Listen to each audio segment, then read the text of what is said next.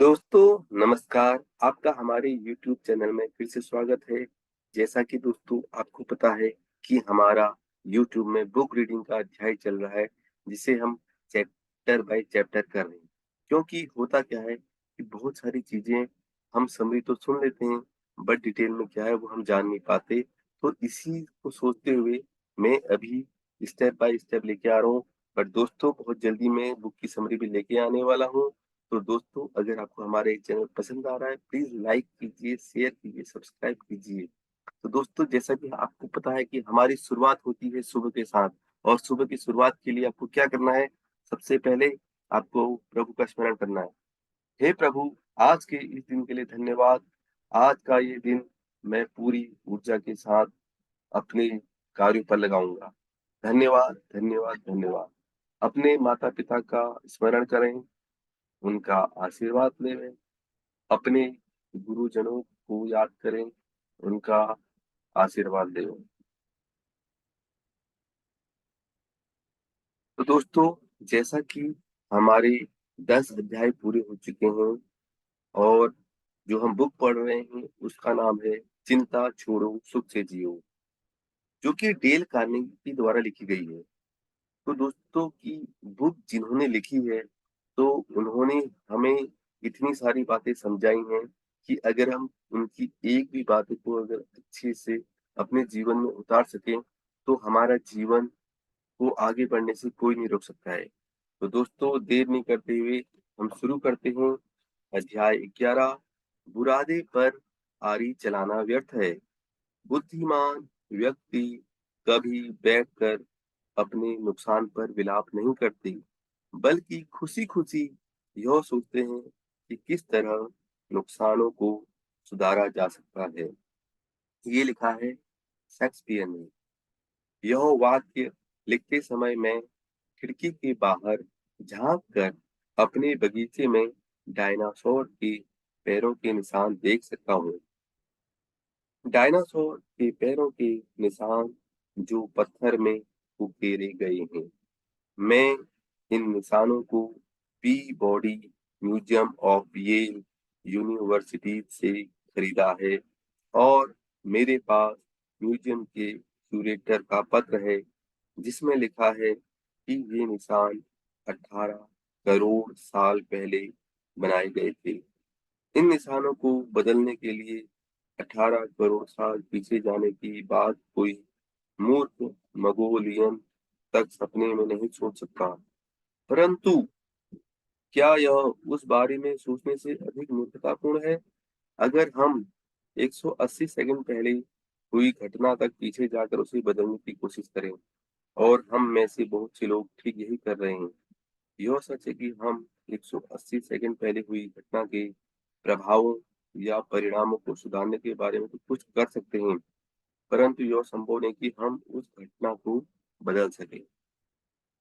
भगवान की बनाई इस दुनिया में केवल एक ही तरीका है, जिसके द्वारा हम अतीत का रचनात्मक इस्तेमाल कर सकते हैं, और वह यह कि हम ठंडे दिमाग से अपनी पिछली गलतियों का विश्लेषण करें, उस विश्लेषण से लाभ उठाएं, और फिर उन गलतियों को भूल जाएं।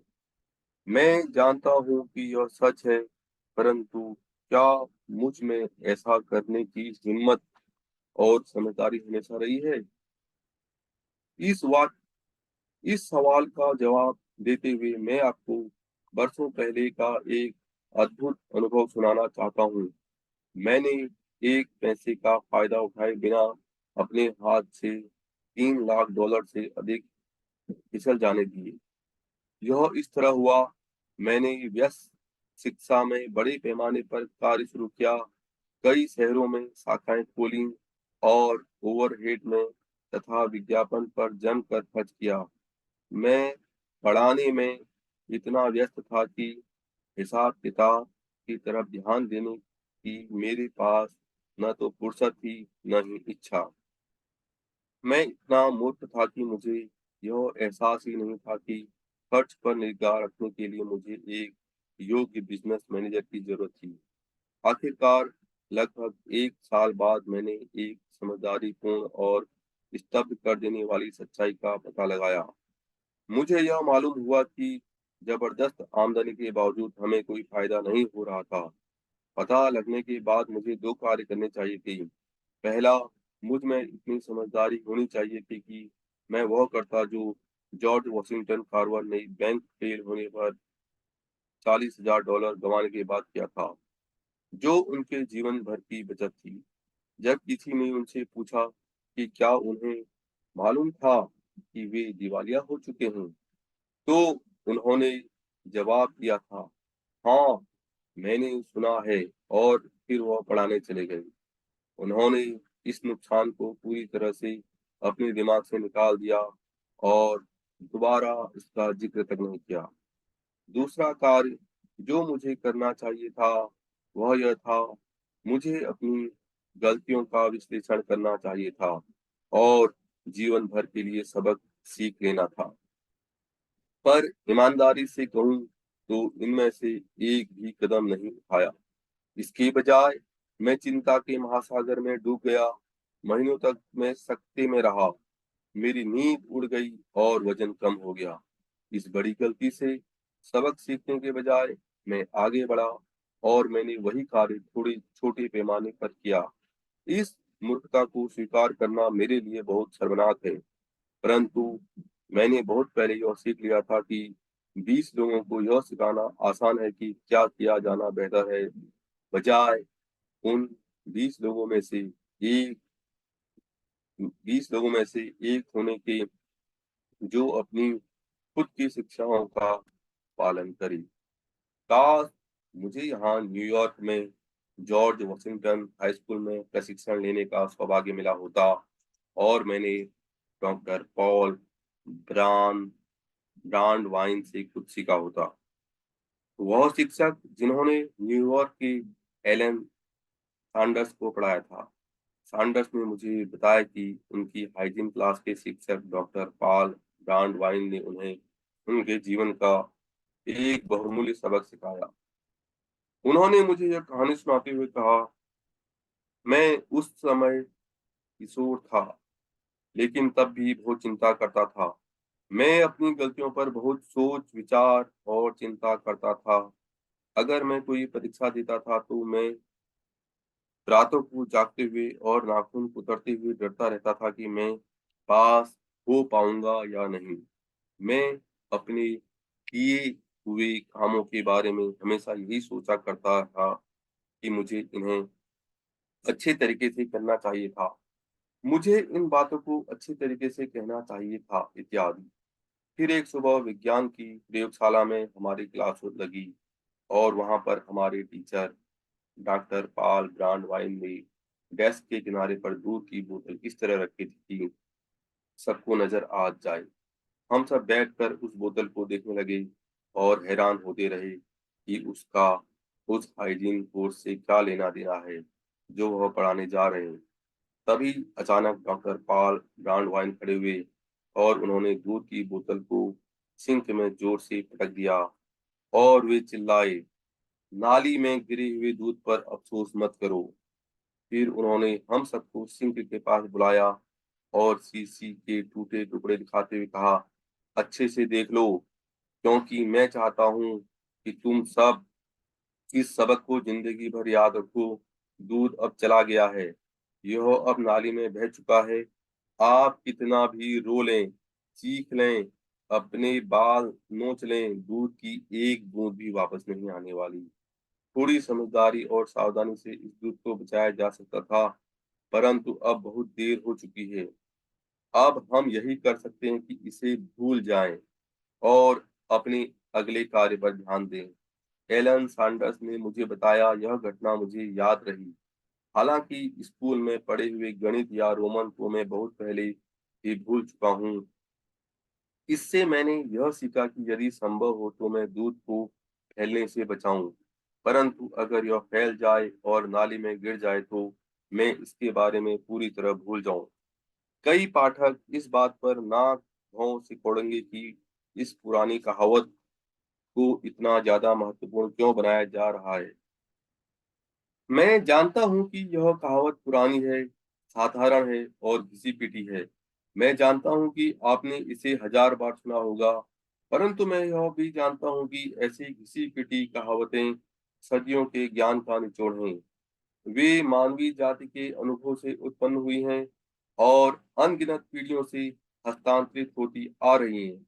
अगर आप सभी युगों के महान विद्वानों द्वारा चिंता के बारे में लिखी हर चीज पढ़ लें, तो भी आपको इन दो कहावतों से अधिक मूलभूत या गहरी बात नहीं मिलेगी।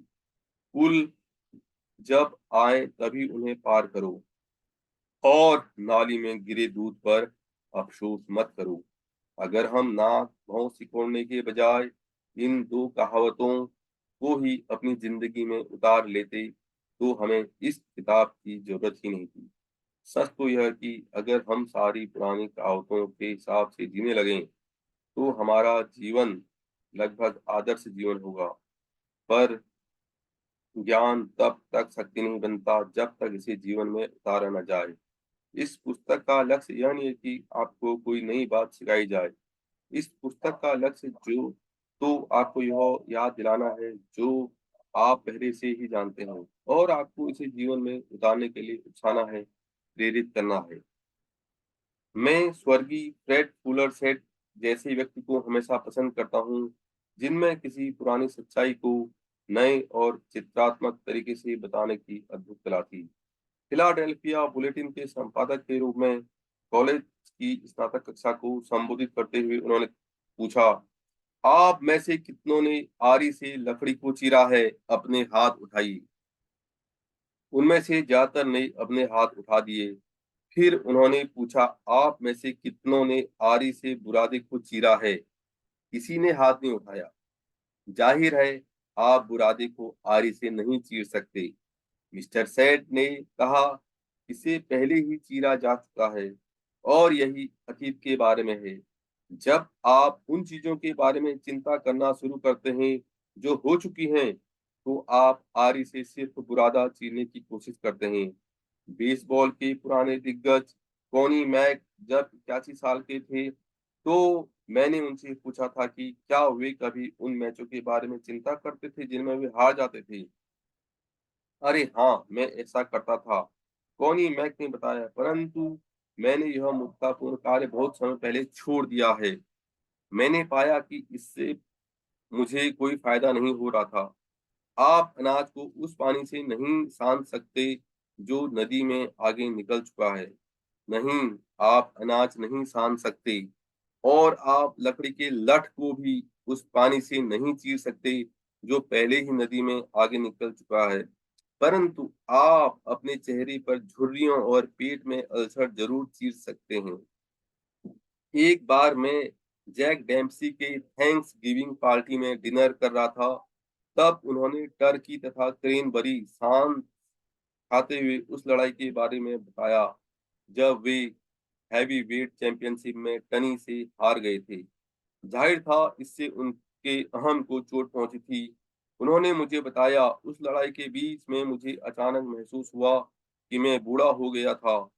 10वें राउंड के अंत में मैं अब भी अपने पैरों पर खड़ा था, परंतु बस इतना ही। मेरा चेहरा सूजा हुआ और कटा-पिटा था तथा मेरी आंखें लगभग बंद थी।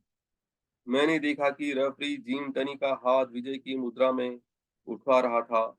मैं अब वर्ल्ड चैंपियन नहीं रह गया था। मैं बारिश में मोड़ से होते हुए अपने ड्रेसिंग रूम की तरफ वापस लौटने लगा। जब मैं गुजरा, तो कुछ लोगों ने मुझसे हाथ मिलाने की कोशिश की। बाकियों की आंखों में आंसू थे। 1 साल बाद मैं टनी से दोबारा लड़ा, परंतु कोई फायदा नहीं हुआ। मैं हमेशा के लिए बाहर हो गया था। इस बारे में चिंता न करना बहुत मुश्किल था, परंतु मैंने खुद से कहा, मैं अतीत में नहीं जीऊंगा। नाली में गिरे दूध पर अफसोस नहीं करूंगा। मैं इस मुक्के को अपनी ठुड्डी पर सहन करूंगा और इससे गिरूंगा नहीं। और जैक डैम्सी ने ठीक यही किया। कैसे?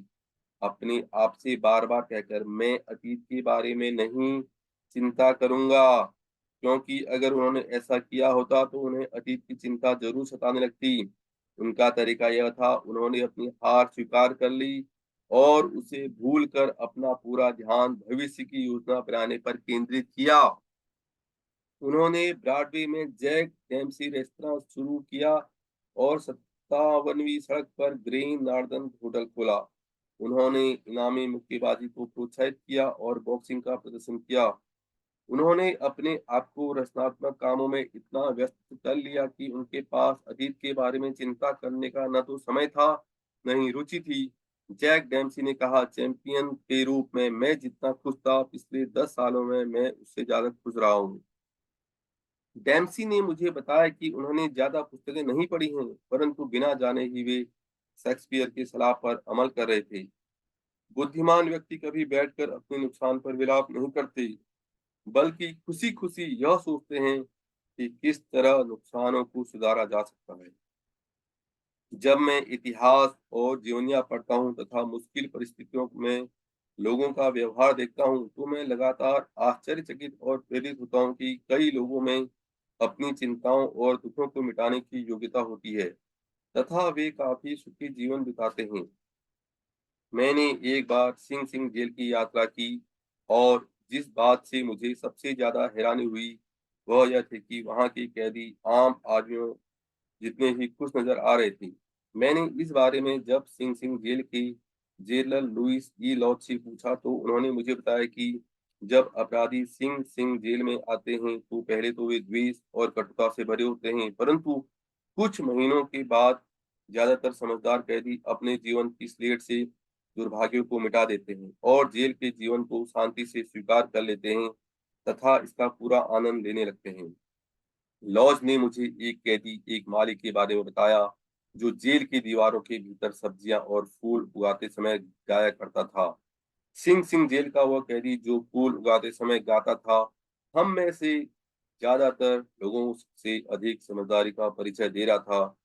वह जानता था कि उंगली ने लिख दिया है और लिखने के बाद आगे बढ़ गई है आपकी बुद्धि या निष्ठा भी। इसे आधी पंक्ति काटने के लिए भी विवश नहीं कर सकती। नहीं आपके सारे आंसू इसके लिखे एक शब्द को भी धो सकते हैं। तो बहाने से क्या फायदा? जाहिर है हमसे गलतियां और मूर्खताएं होती हैं, तो इससे क्या फर्क पड़ता है? गलतियां और मूर्खताएं किससे नहीं होती? यहाँ तक कि नेपोलियन भी अपने एक तिहाई महत्वपूर्ण युद्ध हारा था। शायद हमारा स्कोर नेपोलियन के स्कोर से खराब तो नहीं होगा, क्या पता। और वह बात तो तय है कि राजा के घोड़े और राजा के आदमी मिलकर भी अतीत को दोबारा नहीं जोड़ सकते। तो छठवें नियम को याद रखें, आरी से बुरादा चीरने की कोशिश ना करें। भाग 3 संक्षेप में, चिंता आपको समाप्त करे, आप चिंता को समाप्त कर दें। अपने दिमाग को व्यस्त रखकर चिंता को बाहर निकाल फेंकें। छोटी-छोटी बातों का बतंगड़ ना बनाएं। छोटी-छोटी चीजों यानी जीवन की दीमकों को अपनी खुशी बर्बाद न करने दें। अपनी चिंताओं को जीतने के लिए औसत का नियम का प्रयोग करें। खुद से पूछें, इस बात के होने की कितनी संभावना है? अपनी चिंताओं पर स्टॉप लॉस ऑर्डर लगा दें। यह फैसला करें कि किसी चीज पर कितना चिंता करना बंद कर दें। अतीत को दफन कर दें, आरी से बुरादा ना चीरें। तो दोस्तों, ये आज अध्याय 11 खत्म हुआ है। बट इसके हर एक चैप्टर में कुछ न कुछ सीखने को मिला है। मैं हमेशा से कहते आता हूँ कि अगर हम जीवन में अगर एक भी बातों का स्मरण कर लें, तो हम अपने जीवन का सार पा सकते हैं। तो दोस्तों, अगर आप नए हैं, तो मैं आपसे गुजारिश करूँगा कि आप इसके हर एक चैप्टर को सुनें। कोई ज़रूरी नहीं है कि एक बार में सुनें। आपके पास 5 मिनट है, 5 मिनट सुनें, बाद में सुनें। क्योंकि मैं ये उन लोगों के लिए लेके आया हूँ क्योंकि जो मतलब बुक पढ़ना तो चाहते हैं, बट समय की कमी या किसी का कभी मन नहीं करता है, तो ताकि वे इसे सुन सकें, क्योंकि बाकी जगह आपको संक्षेप में मिलेगा। तो इससे पहले मैं आपको बुक की डिटेलिंग कर रहा हूँ। वैसे तो ये बुक जैसे कि किसके द्वारा लिखी गई, डेल कार्नेगी के द्वारा। हमें उनका शुक्रगुजार होना चाहिए कि हमको इतनी अच्छी बातें बताई गई हैं, जो हम मतलब कि पूरा जीवन गुजार देते तो हमें नहीं मिलता। जिन लोगों ने इसमें इतना बड़ा योगदान दिया है, तो हम भी इनको सुनकर, पढ़कर जीवन को थोड़ा-सा अच्छा बनाएँ। तो आज के दिन के लिए धन्यवाद, मिलते हैं फिर नेक्स्ट वीडियो में। Thank you everyone.